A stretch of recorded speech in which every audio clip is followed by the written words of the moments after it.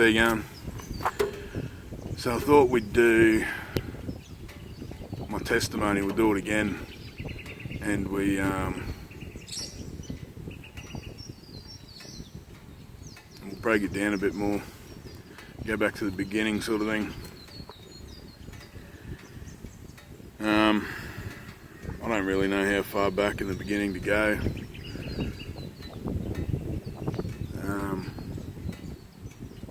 So we'll just go back to the start.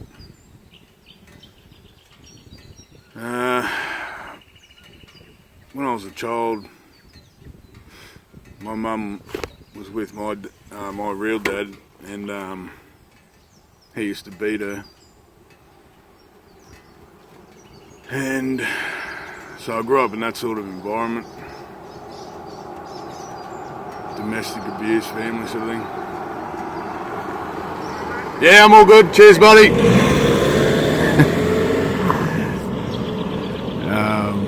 Yeah, so that sort of environment, probably not the best place for a kid to grow up, or children to grow up, because my sister grew up in that as well, but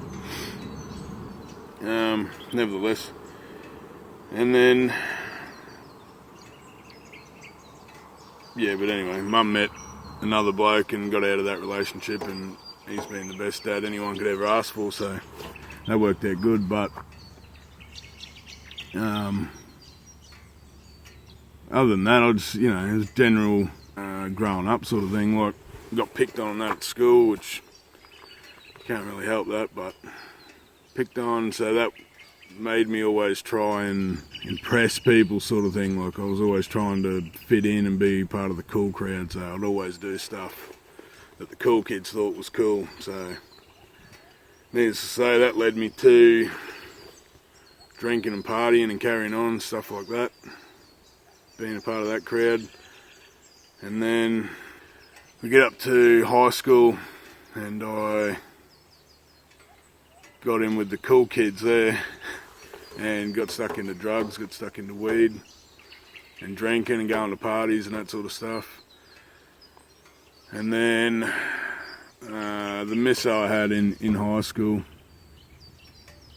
we ended up splitting up a couple of years out of high school, and that's where everything started to go real pear-shaped. That's where the drinking and the drugs just went through the roof,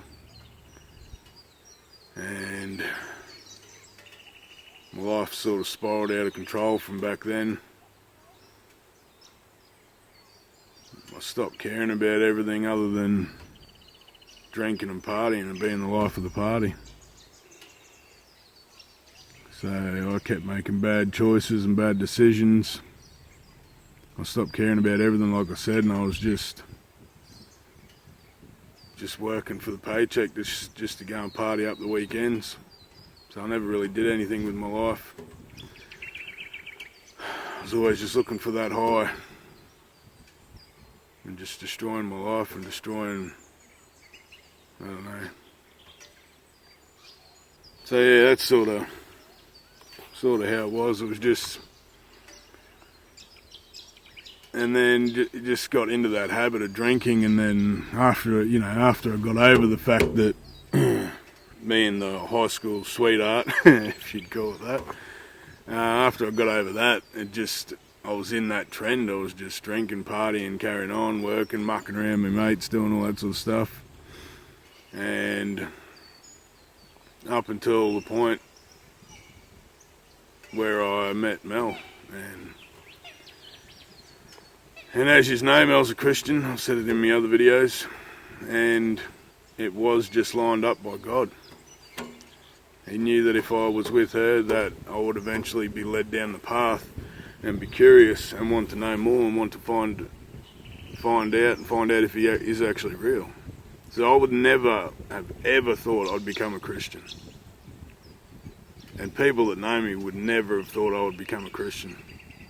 So I don't know what goes through their heads now, but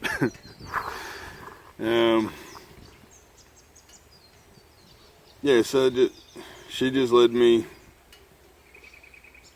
She never forced me into anything. It was just me. I just asked her the question. I said, how do you know he's real? How do you How do you know you have Jesus in your life? How do you know you have the Holy Spirit? How do you know He is real? And she said you just have to believe and want to believe and ask Him to reveal Himself to you, and He will. So that night I was in the shower and I started breaking down. I started crying and saying that, you know, because really, who doesn't want God to be real? I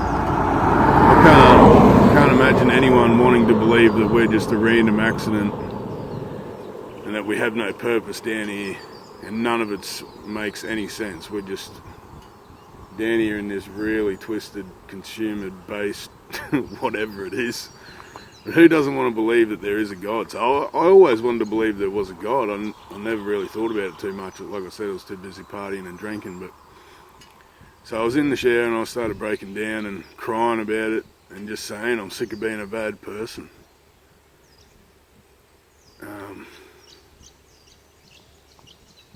If you're real, show me you're real. And He did.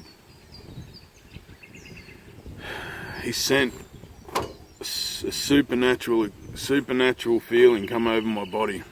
I noticed first that I got goosebumps over my whole body.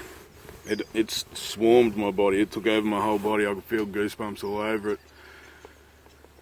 like the chills kind of thing. But yeah, that's what it was. Kind of like the chills and goosebumps sort of thing. And then I noticed that my heart rate and my breathing was through the roof. I was like breathing like that, and then I started freaking out. I didn't know what was going on. But this was all after I said to Him, I need you to show me you're real. Show me that you're real. Then this feeling just started taking over my whole body. I could feel energy swarming around my whole body.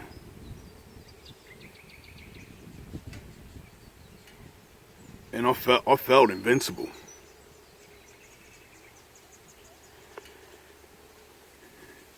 I can't even explain what the feeling was like to you guys. It was full on.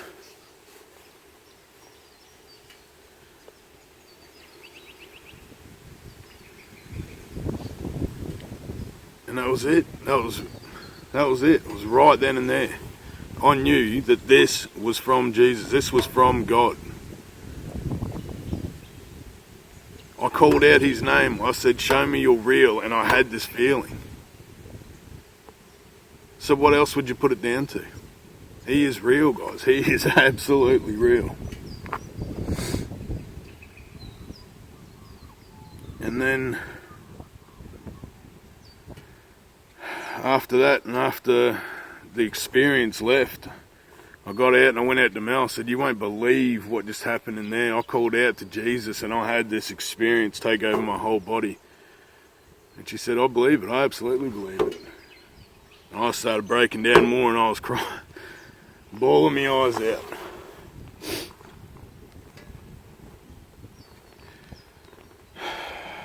And then from there I just went and I just started trying to learn as much as I could about Him.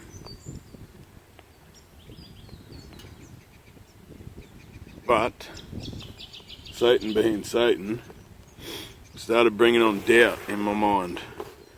I'm like, well, is that just some other thing that happened and I've just, thought it was Jesus? It just happened at that exact time, which it makes no sense. But so I was still doubting after that,